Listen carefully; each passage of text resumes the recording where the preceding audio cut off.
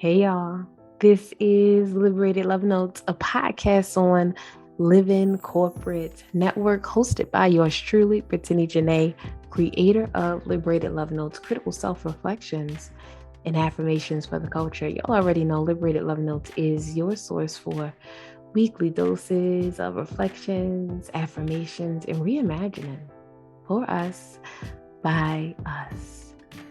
Y'all, I skipped a week. I missed y'all. I missed y'all.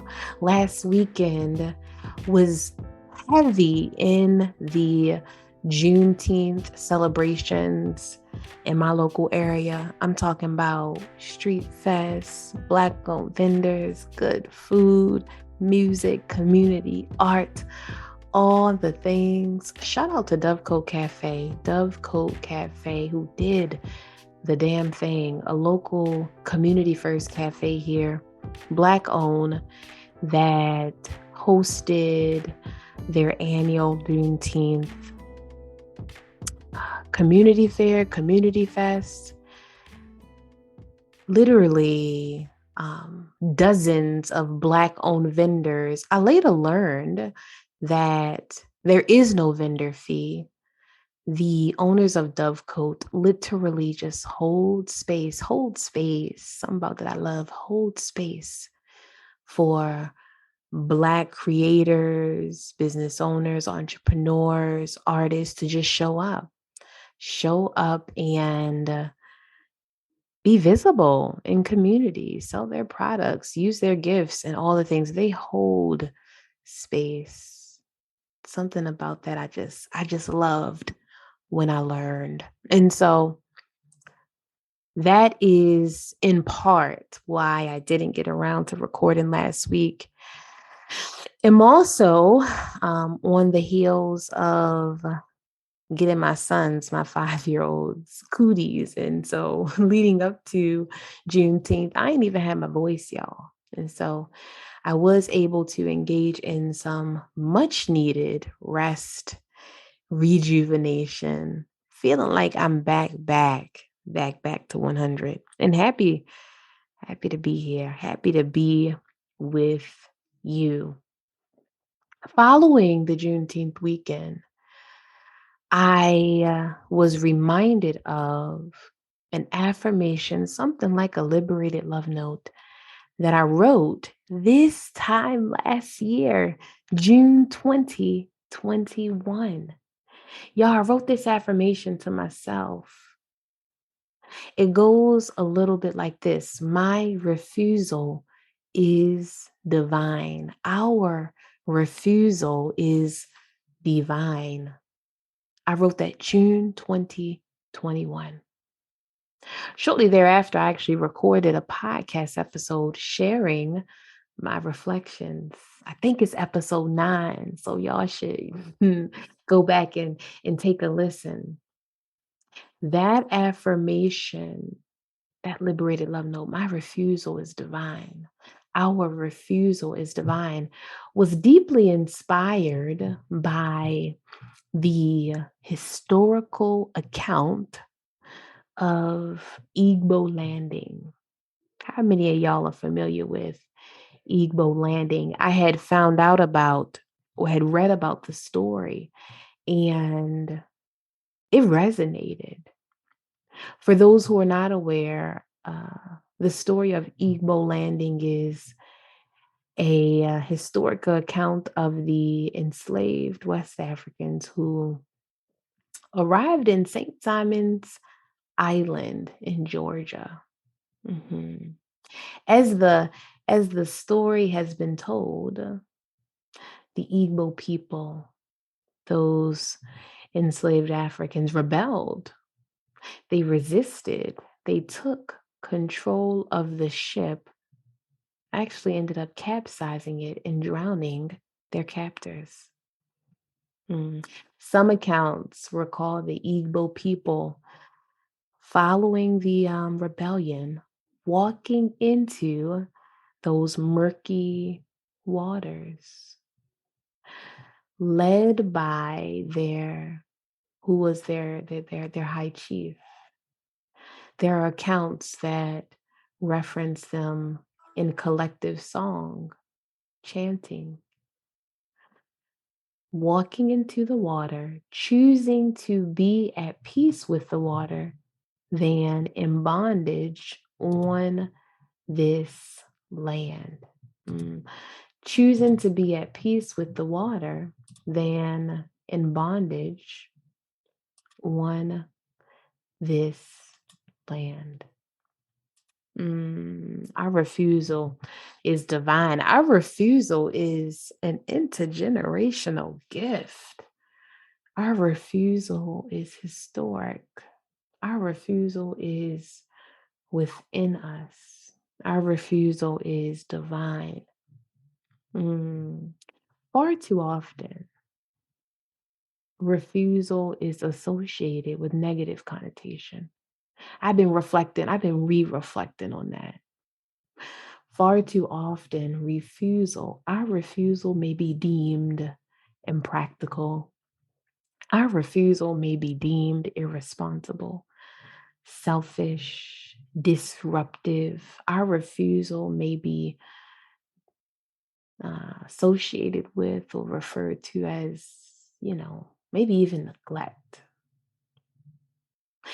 But there is something about this story. There is something about the people of Igbo landing, our ancestors, that is just so palpable, that feels in reach. There is something about this story, for me at least, that feels like a gift, an ongoing affirmation, something like a liberated love note. Our refusal is divine. Heavy on the divine, deeply spiritual, beyond this world. Our refusal sometimes is beyond human understanding. Our refusal sometimes is delightful. Our refusal is light or from God. Our refusal is divine. I am affirming and reaffirming and affirming again that in this season, my refusal is divine. I recall moments where I know, I second guess my refusal. I recall seasons where I undermined my refusal. Mm. I was thinking literally about 2020, this situation I found myself in, y'all, in 2020. The beginning of what we have come to know as the global pandemic. I remember feeling anxious and fearful. I probably wasn't the only one. So much unknown. The institution that I was working for at the time, was actually scheduled to do some travel in the sort of height of the beginning of the pandemic. I remember literally the day that I was supposed to fly out, my spirit just was uneasy. At that time, COVID-19, coronavirus, was referred to this virus that was impacting older folks. I don't know if y'all remember, but the elderly. And so I remember feeling weary that my travel, coupled with my proximity to my grandparents, might create some risk. I remember feeling a little bit weary that, you know, my ability to mother and be healthy for my son, there was just so much fear, so much uncertainty that I felt deeply impacted by anxiety. I remember sharing this with a leader, my leader at the time, that I was just uneasy, that I was afraid, and that I may not make it there. I might don't make it. I might don't make it. I remember feeling as though in that moment, my refusal was uncalled for, that my refusal was unnecessary, that my refusal was an overreaction, that my refusal was irresponsible as a leader of a team. What would they think if I refused? And so, yo, I ended up traveling anyway. I've been reflecting on that. Sometimes we can be psyched out of honoring our refusal. Sometimes we can be psyched out of uh, validating the origins, the real feelings behind our refusal.